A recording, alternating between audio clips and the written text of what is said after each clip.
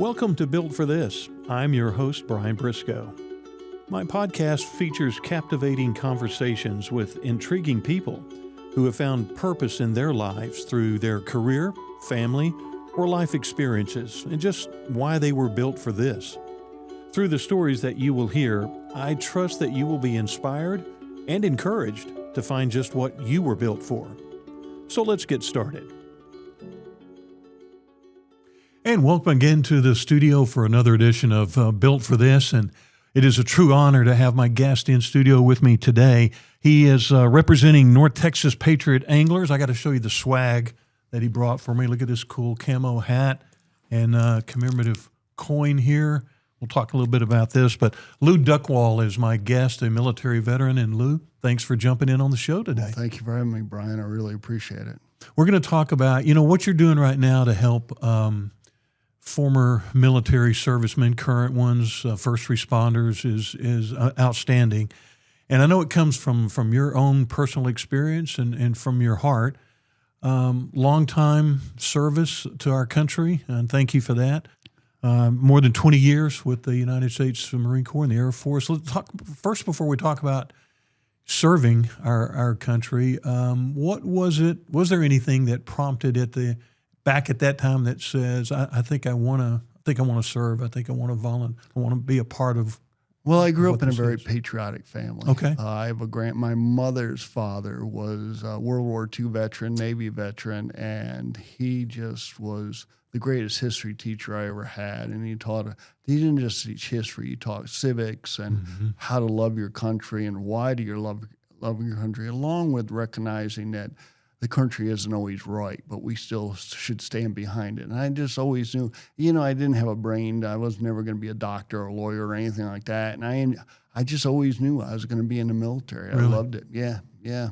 I wasn't going to make the NFL. Thought I was in the 8th grade, but by year 11, it came to me that probably not going to play for my beloved Buffalo Bills. The Bills. Yeah. Well, and that sounds like my NBA careers. It went out at high school, and I thought, when I realized, and I can't jump very high. A lot of people. So you go to the military, 20-something years. Did you anticipate that you would make a career of it, or that long at the time, or was it just something that was in your blood? I had always thought that I would stay in as long as I could. From the very first day of boot camp, I just loved it. I loved the way, I loved the structure of it. I loved that there was a purpose into everything you did, and there were reasons you did it. And I just loved that. I guess I love being told what to do. So, from the day going, now I didn't stay my entire time active duty. I did a lot of time in the reserves and the guard, but I always wanted to have my foot in the military door. I loved the people in the military. I absolutely loved the people I dealt with. Not all of them were top of the line folks, but even the ones that you didn't get along with, if you knew you might go to combat with them, might go overseas and some difficult situations, you always had respect for them, and you had to keep that top tier to where you could work with them. Mm-hmm. You talked about just the kind of people there and or the structure of military life and then the attractiveness of that. What do you think that you learned about yourself after you had been in for a while? And then we're going to talk about your service and going to the Middle East. But what did you learn about you as a person that helped you when you came out? I learned that service for others was my thing. Yeah. Not to make myself a hero or someone people need to stand and clap for, but I just loved helping other people. I loved knowing, especially the times that I got sent overseas to difficult situations, that the whole country was counting on myself and the people I was with and thousands of other men and women. I just loved being there for other people. Yeah. Absolutely loved it. Let's talk about, so you're deployed in 2002, I believe, to the Middle East. 2002 to the Middle East. I was in an Air National Guard Combat Engineer Unit. It's called Red Horse Unit. Yeah, Red Horse. Talk about the Red Horse Absolutely Unit. Loved it. Absolutely loved it. There were a lot of former Marines and soldiers in there, and we just kind of ran it like it was an Air Force. We ran it our own way, and some of the higher-ups who had been Air Force the entire time weren't too happy with us, but they just kind of stayed back. It's kind of like the stepchildren, just let them do their thing. Yeah, because we always got the mission accomplished. Yeah. And went overseas in August of 2002. Did some incredible work. Just the work we did was fantastic. I just can't say enough about the people I served with. Just absolutely loved them. Mm-hmm. And then the day before Thanksgiving, we were building a 2-story building. It was going to be top secret. Mm-hmm. And actually, it was going to be the computer center for all the war once it was actually conducted. Mm-hmm. And we had a construction accident, and we were pouring concrete for the roof. Mm-hmm. The steel girders caved in. They were substandard steel, come to find out. And the first thing the leadership said wasn't, is everyone okay? It's, we need to get this mess cleaned up and back to work. And I was like, okay, well, we knew we were in a war zone. We knew we had to get it done. There was no time for breaks or anything. Yeah. So we were cleaning it up and everything, and I had some young guys that were kind of screwing around, and I went in there one time just to kind of get them out. It turned into a 12, 14-hour day, and we were tired. Mm-hmm. Even in November, it was warm and humid over there. So, and it was one time when being almost 6'4" was not advantageous. I stood up, and there was a broken 220 wire hanging down, and it curled up right underneath my helmet and nailed me right at the base of my skull. Wow. So what do you remember after that the procedures that happened? Well, the biggest thing I remember is probably not the avenue to retirement that most people want to take. Yeah. You didn't have that on your plans.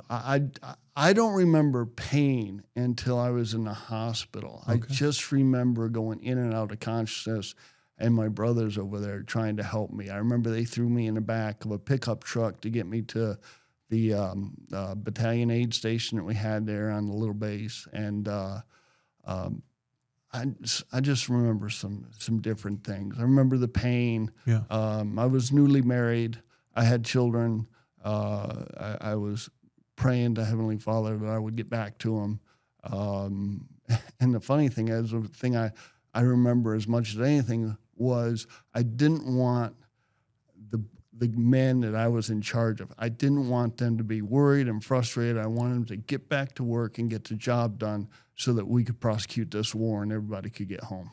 And I guess that's the mentality that you had learned by going into the military, that you got to get the job done no matter what situation you were in. I learned it earlier in the military. I had a father that, I was a child of the 60s and 70s, and there was no video games and any of that silliness. Right. And if there had been, there wouldn't have been any in the Duckwall household. I can tell you that. So that's just the way it is. I thought he was the most brutal man in the world. And then when I got put in these austere positions and sent overseas to different war zones and stuff, I felt so blessed that he was the man that raised me, because it set me up for success in situations where some people don't have as much success. That brings up something before I kind of go on to the next step for you. But you saying that, talk a little bit about what you observe now in society about people who've grown up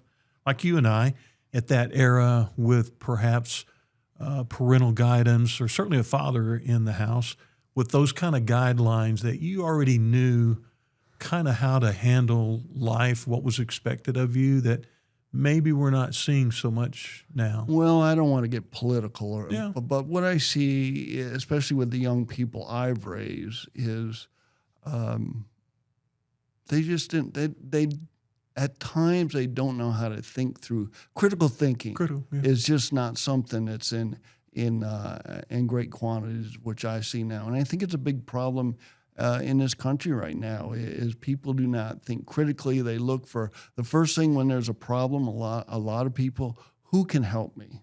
Who can help me? Instead of, how can I help myself? And I think if you have that attitude, how can I help myself? You'll find the people that can help you, but you'll be that farther ahead when you do find them. Yeah. Wow. So after you kind of realize what's happened to you over there, you faced some pretty serious injuries. Yeah, I did. It stopped my heart. I have a pacemaker. Blew out my shoulders. My shoulders were in the middle of my chest. Actually passed away twice. I have a spinal cord injury. Still have some right side paralysis, and it scrambled my brain pretty good. And I didn't have a beautiful mind to begin with, so I was a little bit behind the pack to start with, and now here we are. So. Sure.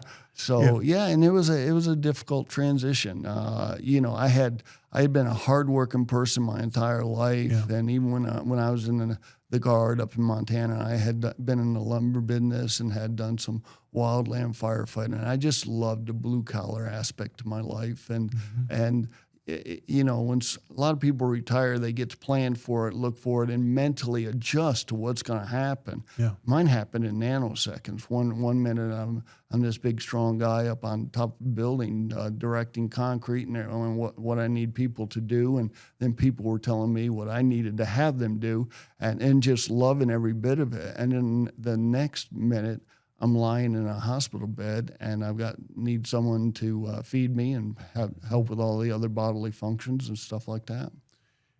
That brings up something I'm going to ask you here in a minute. But so when you're now starting this road to recovery and this new you, and where do you go from now?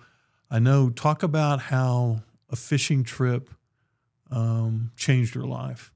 Well, for many years, it was not a road to recovery. Yeah. It was a minefield because I was feeling sorry for myself. I was angry. I didn't know what to do when I couldn't attack things physically anymore. Yeah. And I was just a brutal dude. I was terrible to my wife, who was a brand new wife, and I wasn't good to my children. Just wasn't a nice guy at all. The littlest thing would upset me and make me mad. And it was a struggle. Yeah. It was a real struggle. Suicide, attempted it twice, had a plan, because I looked at this beautiful woman that I came home to, and I was just destroying her life. I was just not being respectful, the whole thing. And it was like, I don't want to live like this. So I had a wonderful neuropsychologist down at the Dallas VA. I know a lot of people will say bad things about the VA, and everyone has their own experiences, but and all mine are not good, believe me. But this one neuropsychologist was incredible. Yeah. And we had talked about fly fishing. I grew up fly fishing. My dad was a famous fly fisherman in the Catskill Mountains. He's in their Hall of Fame and everything. And it's just something that was a family tradition for us. Yeah. And I loved it. But because of the right side, because of the paralysis and stuff, and because my reaction time had slowed down greatly, my mind would go, I need to set the hook. Well, by that time, the fish was already gone. It's gone, So, and I didn't want to fail at one more thing. I was failing at being a Christian. I was failing at being a husband, failing at being a father. And I didn't want to fail at one more thing that I used to be pretty good at.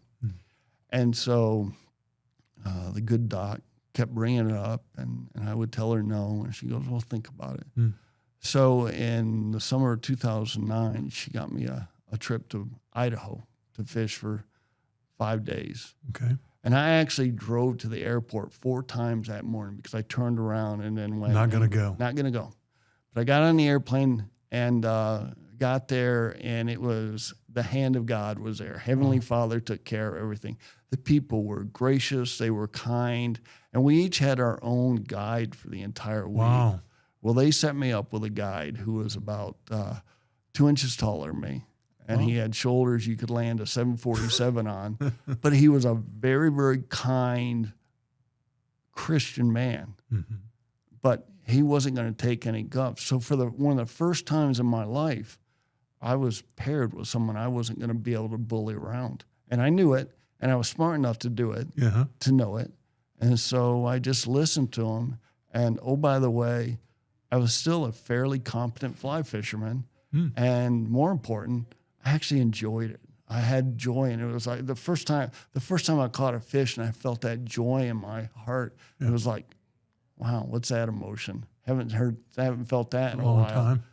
Which I hate saying when there were so many years with my wife and children. Yeah. But I just felt like such a failure as a husband and a father. I just couldn't enjoy the good times. But here I was by myself, removed from the family, and it was up to me to either make it happen or not. And we did. And it was just an incredible outing, incredible week. And one of the things that I struggled with, that many combat vets that are wounded severely struggle with, is you really don't have a plan for retirement. And if you do, you're not ready for it when it happens in such a split-second fashion. Yeah. And I just struggled with just being a housewife at home. I like to tell everyone, I'm the ugliest housewife in Denton County, So, but sitting on the airplane home, realizing what an incredible program that was, and realizing what it not only did for me, but the 7 other individuals that were there, I thought, this is what I'm supposed to do. This is why Heavenly Father brought me back after 2 near-death experiences. I'm not supposed to sit on the couch anymore and whine and complain and cry. I'm not supposed to look for the worst in life. I'm supposed to help other people get to a position in life to where they're healing. And so it took a while. It took almost 4 years, because I just, I had come here from Montana, didn't know anybody, and didn't have a whole lot of money. But I finally decided I'm going to do this. And when Mama wasn't looking, I went into savings and took out $5,000. That's the way you do it. And did it. Yeah. And, so in 2013 in June, we took out 4 inner city African-American fellows from Dallas. I had met them at the VA. They were all soldiers, all war heroes, all incredible human beings.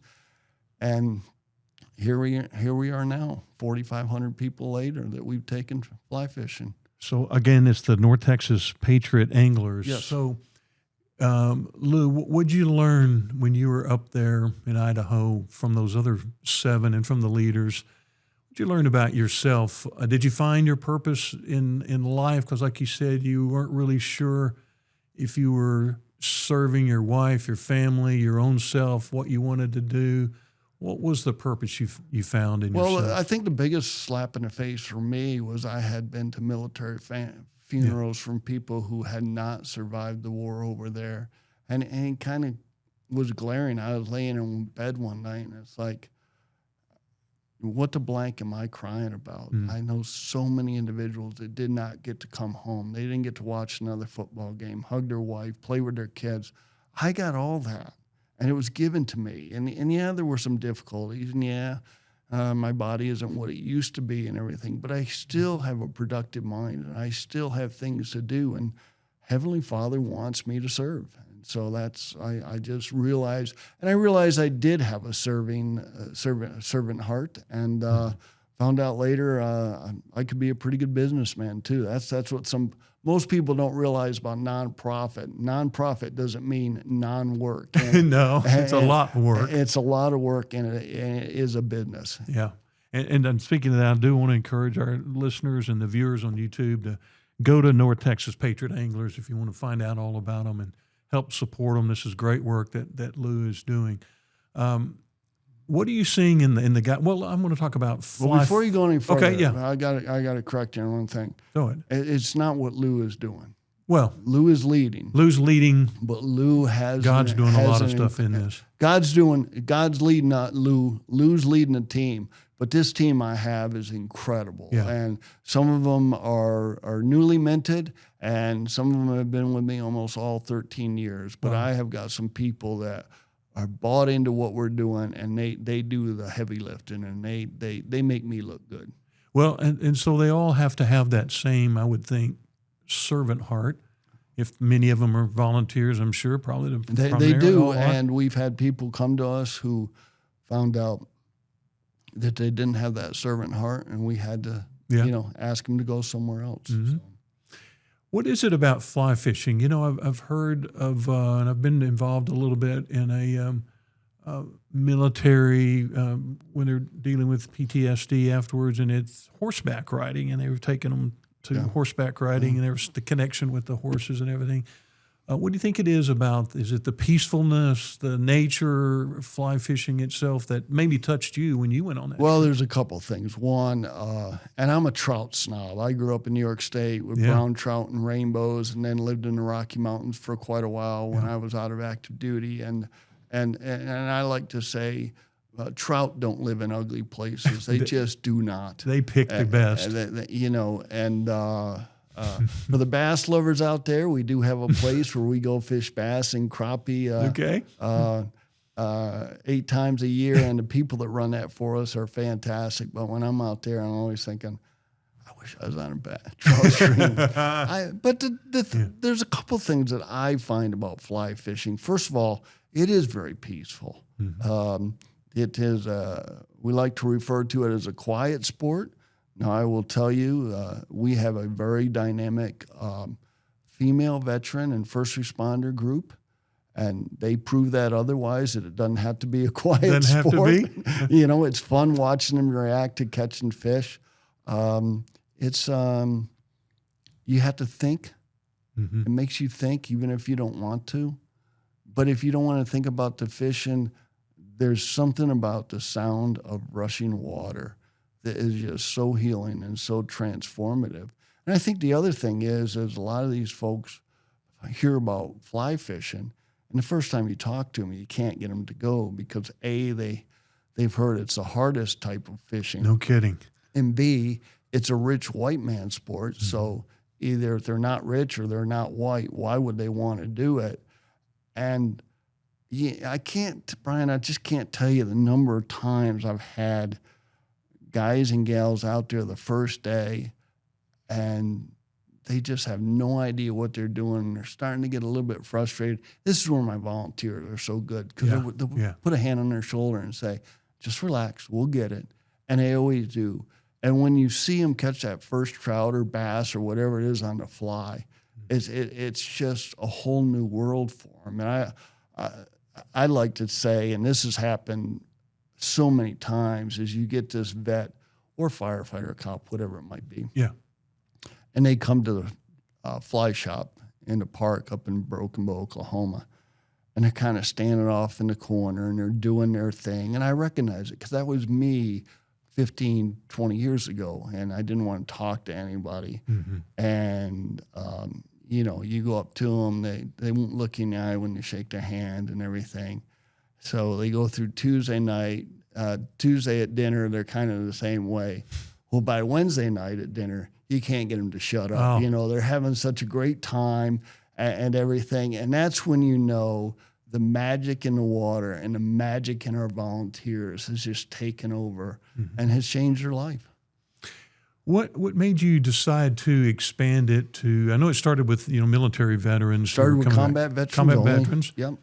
To go to first responders, police officers, firefighters, that kind of thing. They face the same kind of post. And I will tell you, at times they face more of it. I mean, you look at our law enforcement officers. Every day, how many times a day do they walk up to a car or something, wondering what's going to happen? Exactly. I won't name the presidential people, but back a number of years ago, there was a real hit on our law enforcement agencies and telling people that they were all crooks or bad people. And I just thought that was garbage. And I thought, who's going to stand up and take care of these folks?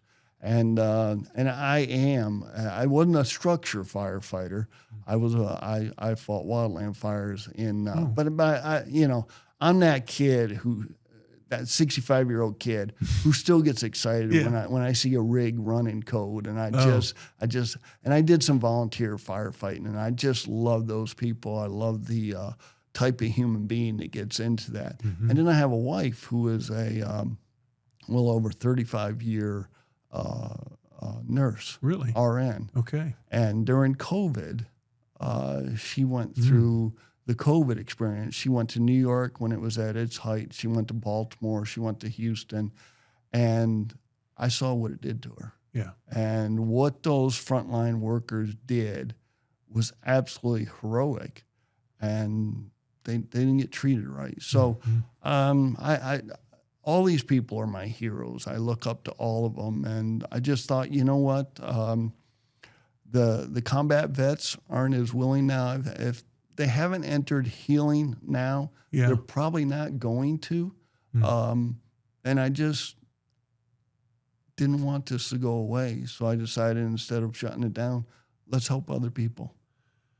And I was going to ask you about that. And you said if combat veterans have not done it by now, they probably won't. And you mentioned that you drove 4 times to the airport on that trip.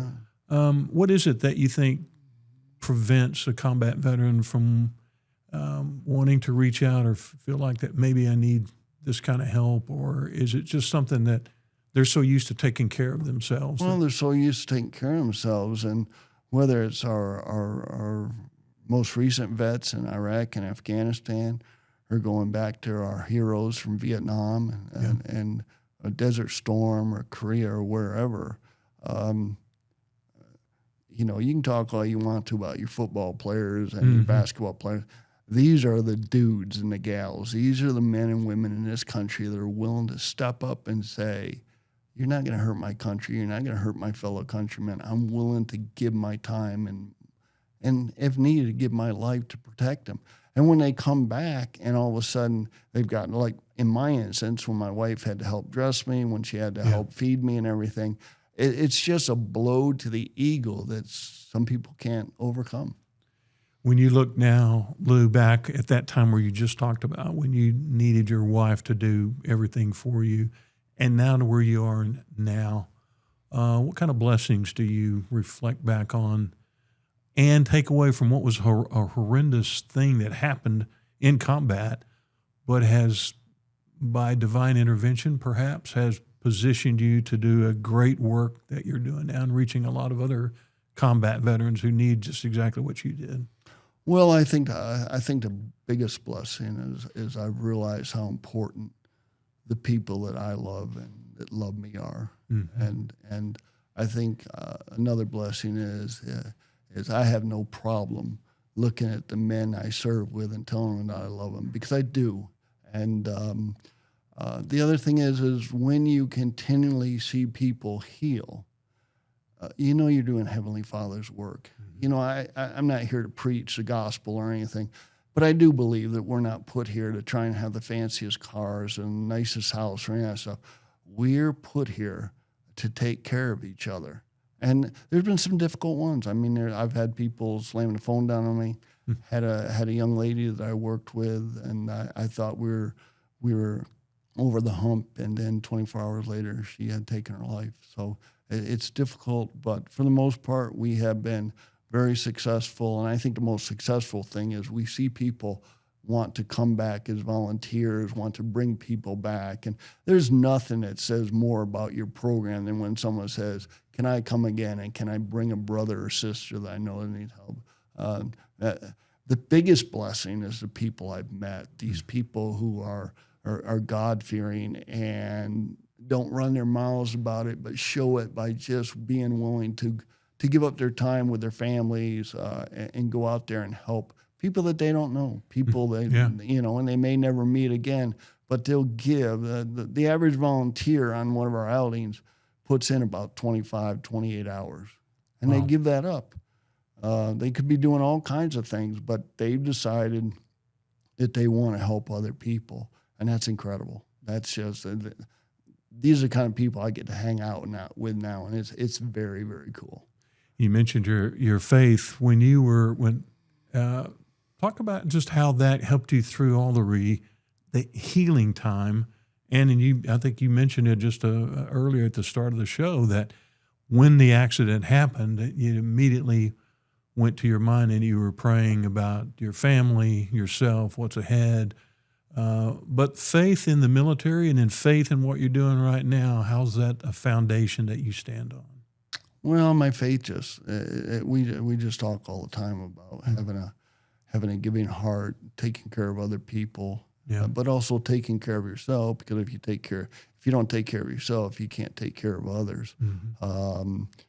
Kind of a funny story.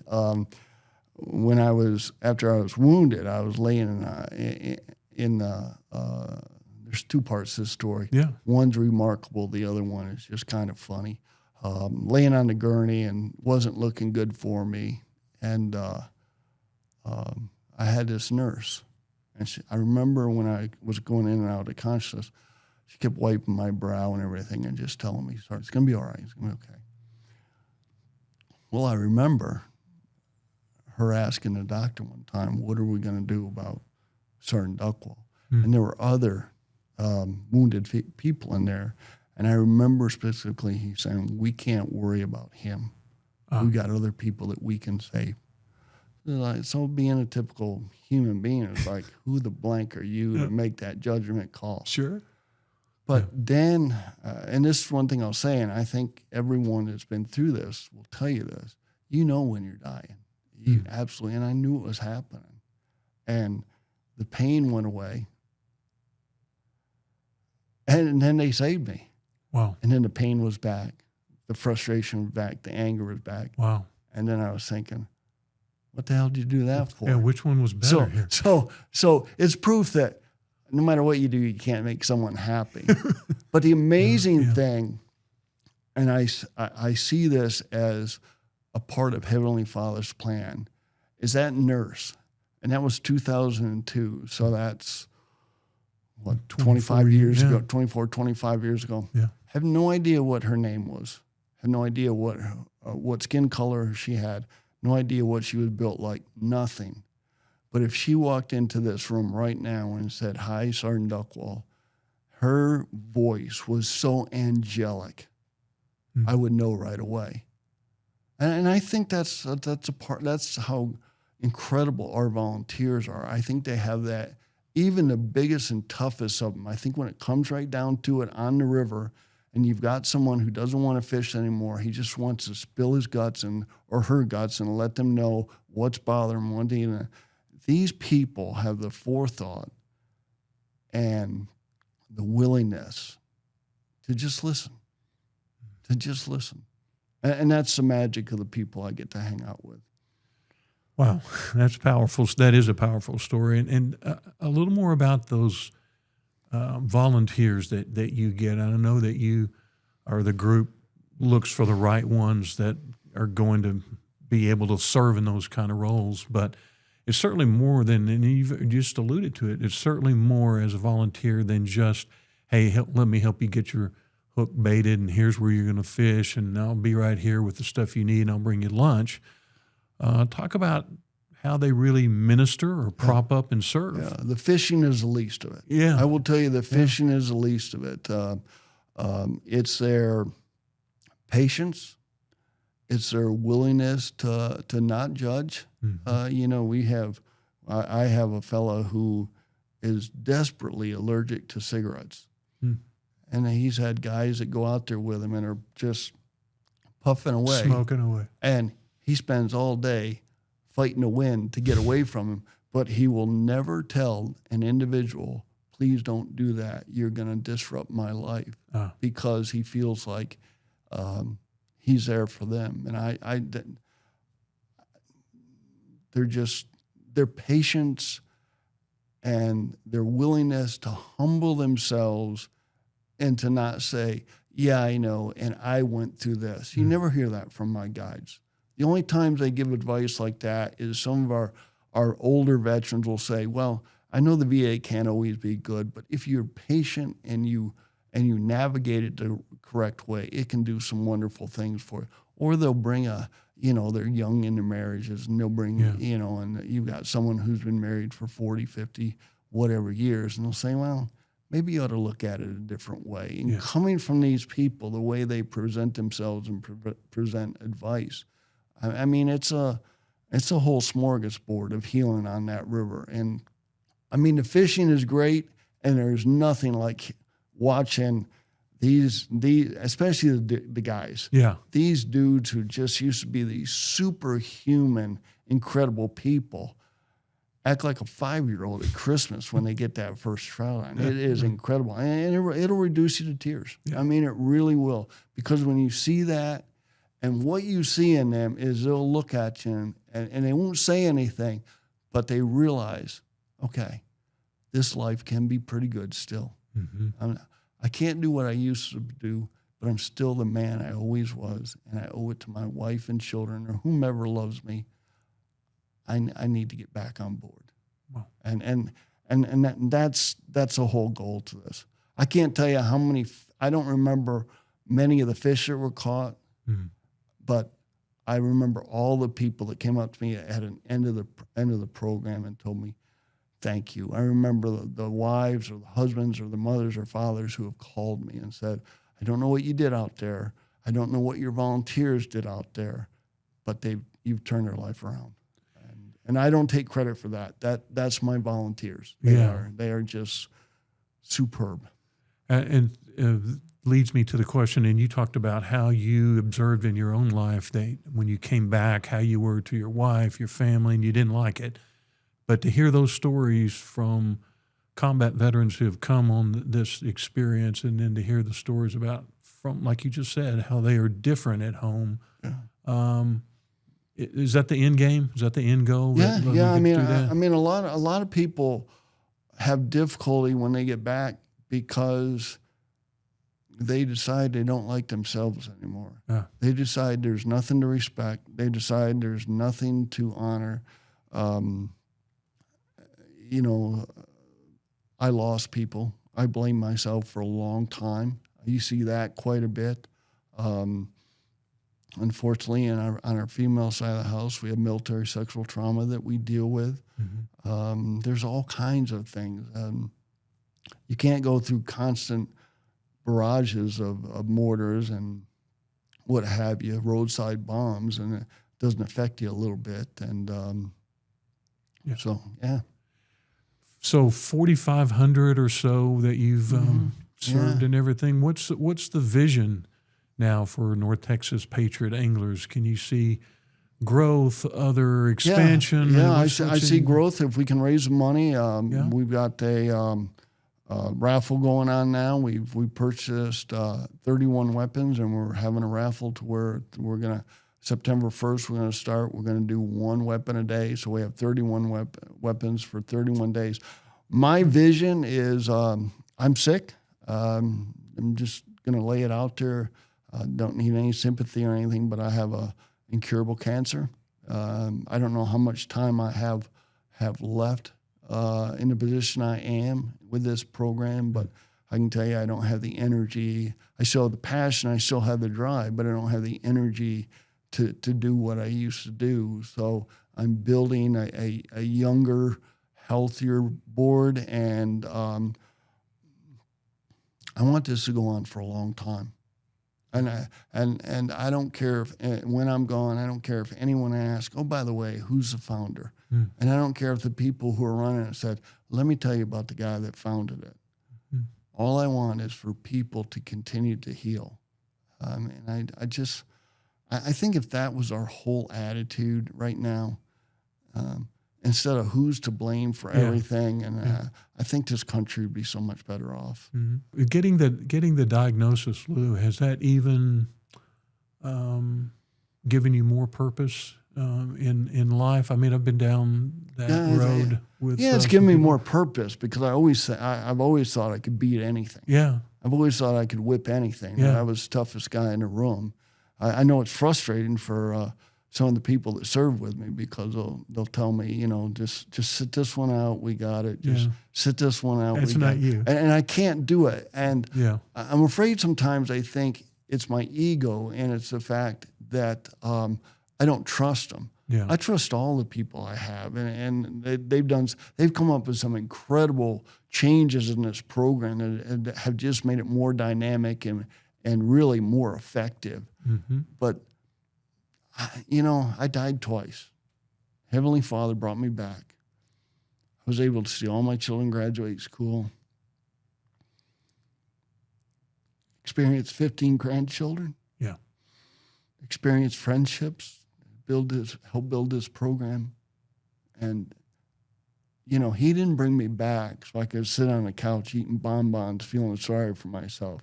Now on a Saturday or a Sunday afternoon in the fall, that's what I do because I love football. Absolutely. But otherwise, the Bills are playing. Yeah. Getting ready to lose another Super Bowl. Well, we didn't want to bring that up. But. So, I just, this is what I'll do until I can't do it anymore. And, I'm very comforted with the fact that the people I have on board now is not only will there not be a slowdown when I'm gone, I think they'll make it better. Well, it's an incredible story, Lew. Your story, North Texas Patriot Anglers, what you're doing to help other combat veterans. You're impacting a lot of people. It's just keep sharing what you're sharing. You're obviously on a purpose that God has given you, and I appreciate what you're doing. And I say just keep doing it, and thanks for joining and sharing the show, sharing your story today. I deeply appreciate you giving me this avenue to talk and this platform. This has been incredible. Okay. Thanks, Lew. Thank you. Thanks for joining me on this episode of Built for This. Be sure to follow Built for This on your favorite listening platform and share it with a friend. Join me on the next episode when I will share entertaining stories of inspiration, encouragement, and purpose-driven experiences. What are you built for? Built for This is produced and recorded by Heart Media DFW.